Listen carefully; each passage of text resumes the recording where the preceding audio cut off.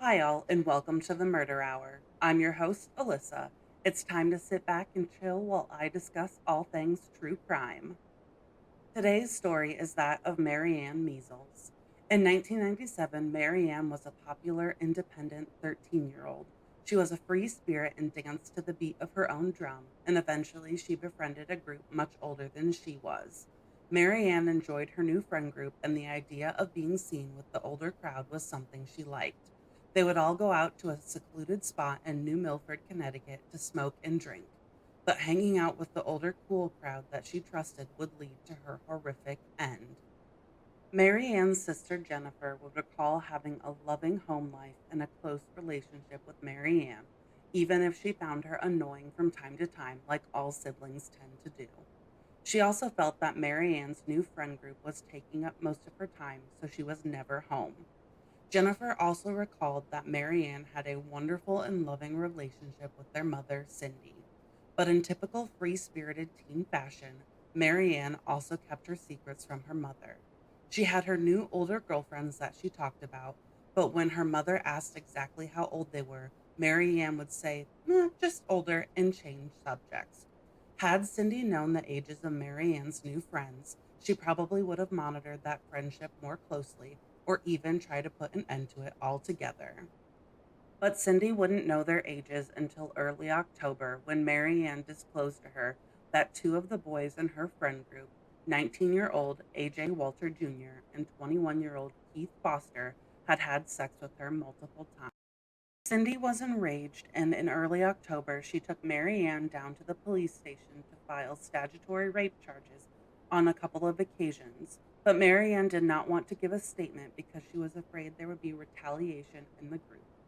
On October 17th, Mary Ann gave Jennifer a hug and told her she loved her before heading out to hang out with her friends. Mary Ann was out for 2 days before she finally called her mother to come get her. In the background of the call, Cindy could hear insults being thrown at Mary Ann, calling her a slut and a whore. Cindy picked up Mary Ann, and on the way home, they stopped at the grocery store. Mary Ann waited outside with the car while Cindy went into the store. While waiting outside for her mother to finish up, Mary Ann was abducted in broad daylight from the grocery store parking lot, and that would be the last time she was seen alive. Cindy came back to the car and discovered that Mary Ann was gone. She had a bad feeling and called the cops to report Mary Ann missing. The cops assumed, given Mary Ann's free spirited nature, that she had run away and she would be back soon. Mary Ann's family searched for 2 days with no signs of her, and that's when authorities started taking things seriously. The Measles family, along with police, searched endlessly for Mary Ann for 9 long months. They posted missing person flyers all over town and made pleas for her to come home. The Measles would get what later turned out to be prank calls of someone just breathing into the phone. And Cindy wanted so badly to believe that it was Mary Ann calling, but that she was just too afraid to speak or come home. The New Milford police spent 700 hours searching for Mary Ann, conducting more than 80 interviews, and tracked down 60 possible leads to locate her during those 9 months, but they continued to be met with dead ends. On July 15th, 1998, a driver spotted what appeared to be a body floating in Lake Lilanona near a boat launch.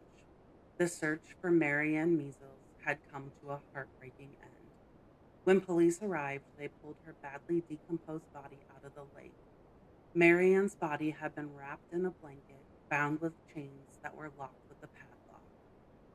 Now that Marianne had been found, the search for her killer or killers began. By December 1st, 1998, with no potential leads on a suspect, Governor John G. Rowland offered up $50,000 in reward money for any information leading to the arrest and conviction of Mary Ann's killer. But it wouldn't be until 4 years later that police would catch their first break. On October 10th, 2002, state police released that they had new leads, new evidence, and new sources in the case. And on October 15th, 2002, police officially arrested 7 suspects in connection with Marianne's disappearance and murder. On October 16th, 2002, the seven suspects were arraigned in the Litchfield Superior Court, and police placed an eighth suspect under arrest in Texas. The suspects that were arrested were A.J. Walter Jr., Maggie Mae Bennett, Jeffrey Boyetter Jr., Dorothy Hallis, Deneric Dupont, Ronald Rajcock, Keith Foster, and June Sager. During their interrogations, bits and pieces of the story came out before the alleged friends started flipping on each other, and police were able to piece together what happened on Marianne's last night. According to testimony, the group members were angry at Marianne for different reasons. Walter and Foster were furious that Marianne had accused them of rape, and their girlfriends Maggie Bennett and Dorothy Hallis, all a part of the friend group, were pissed because they believed Marianne was trying to steal their boyfriends. It was then that the group decided that they were going to hatch a plan to get Marianne to stay quiet for good, and the only way that would happen is if she was dead. They abducted Marianne from the grocery store parking lot and drove her out to their smoking spot. It was there that Hallis hauled Marianne out of the van and started hitting her, calling her a liar and a bitch, saying that the guys never raped her. They then threw her back into the van, and Boyette, Foster, and Dupont took turns sexually assaulting Marianne. After the boys had taken their turn, Walter and Dupont dragged Marianne down to the lake, forced her to her knees, and held her underwater for approximately 5 minutes. Bennett testified that Marianne fought for her life, but the boys were a lot bigger and stronger than she was, and held her underwater until she stopped struggling. Once they had determined that Marianne was dead, Walter confessed to sexually assaulting Marianne's lifeless body. After that, they decided it was time to dispose of Marianne's body, so they wrapped her in a blanket, fastened a tow chain around her, and secured it with a padlock.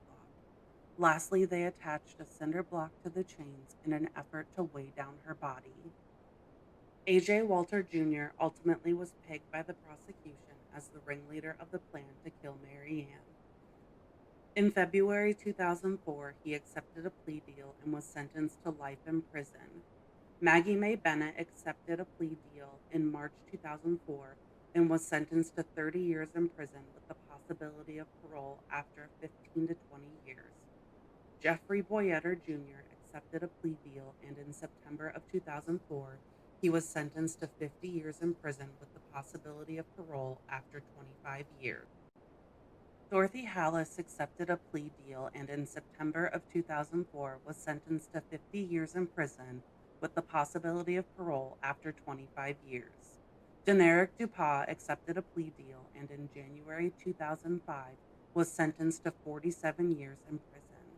Ronald Rajcock accepted a plea deal, and in January 2005 was sentenced to 36 years in prison. In 2009, an additional 6 years was added to Rajcock's sentence as prosecutors believed he helped kidnap Marianne and delivered her to her killers. Keith Foster was the only one who went to trial and was adamant that he was not there and did not participate in the murder, but the others testified against him, placing him at the scene. The jurors did not believe Foster's testimony that he was not with the group at the time of the murder, and they did not believe his father's testimony that his son was at home at the time of the murder. Foster testified that had he been there at the time of the crimes, he would have helped Marianne. But the jury saw through that as well, and he was sentenced to 60 years for felony murder and 50 years for kidnapping, conspiracy, and sexual assault.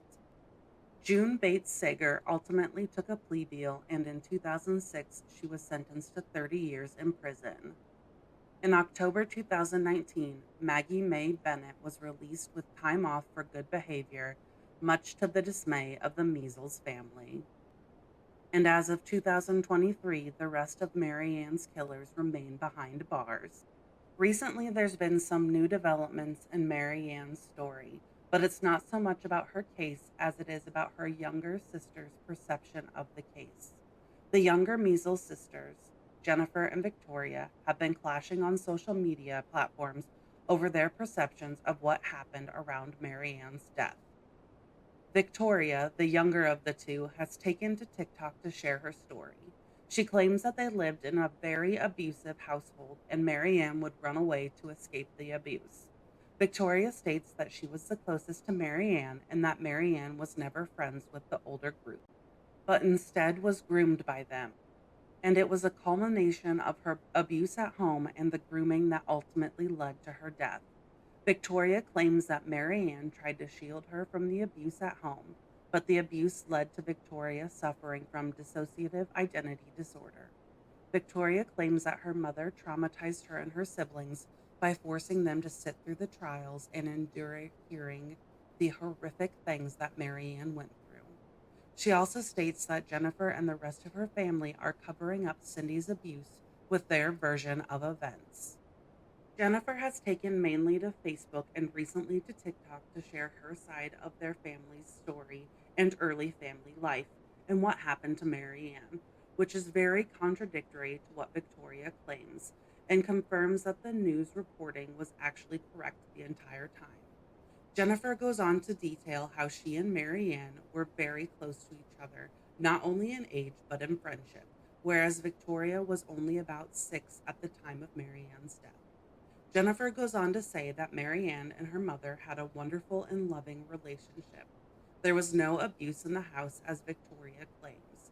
Jennifer reiterates that Maryann was a free spirit and that she did not run away due to abuse, and she was in fact friends with the three older girls that ended up being complicit in her murder, that they did not groom her in any way. Jennifer claims that their mother was aware that Maryann was hanging out with an older crowd, but when their mother asked how old her new friends were, Maryann was not forthcoming and would only say that they were a few years older than her. Jennifer and extended family reiterate that no one forced any of the girls to sit through the trial like Victoria claims. Jennifer even stated that Victoria was rarely present at any of the court proceedings, and if she was, it was only at the sentencing hearings. Jennifer goes on to state that Victoria uses their TikTok page to promote themselves and fund their lifestyle under the guise of seeking justice for their sister. But in reality, she is not seeking justice, more so just using their sister's death to bash their mother and family. Now, I'm a firm believer of trusting credible news sources and getting the information correct. But I also acknowledge that there are two sides to every story, and everyone is going to have their own perceptions of what happened. But as I said, I believe what the news is reporting, and I'm taking Jennifer's side on what she says happened to Maryann. And here's why. Not only is her story consistent with what had been reported in the news and the testimonies given at trial, but everybody in her family, minus Victoria, and the investigators corroborate everything that has been made public about the case. I'm going to link all of my sources in the description, and I'll include the social media handles of both Jennifer and Victoria, and you can form your own opinions about each of their sides. I would love to hear your thoughts on this case in the comments. And as always, I'll see you next time.